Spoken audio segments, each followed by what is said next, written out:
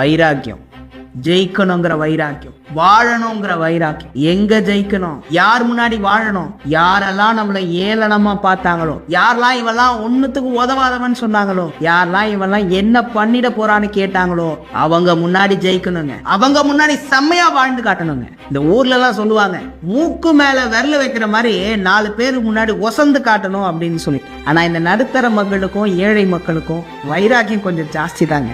படிச்சு சாதிக்கணுங்கிற வைராக்கியம். இவன் பொண்ணா இப்படி படிச்சுட்டா, இவன் மகனா இப்படி படிச்சுட்டா, இவன் பையனா இப்படி படிச்சிருக்கான்னு சொல்லி 4 பேரு வியந்து பேசுற அளவுக்கு படிச்சு காட்டணுங்கிற வைராக்கியம். நம்ம அப்பா அம்மாவை பெருமைப்படுத்தணும்ன்றதுக்காகவே நல்லா படிச்சு முன்னேறணுங்கிற வைராக்கியம். நல்ல வேலையில உட்காரணும், நம்ம அப்பா அம்மாவை காலம் பூரா கண் கலங்காம சந்தோஷமா வச்சு பார்த்துக்கணுங்கிற வைராக்கியம். சொந்தக்காரன் மதிக்கவே மாட்டான், எந்த ஒரு விசேஷத்துலயும் உங்களை முக்கியமா பார்க்க மாட்டான், அவன் முன்னாடி ஒரு நல்ல நிலைமைக்கு நம்ம வந்துடணுங்கிற வைராக்கியம்.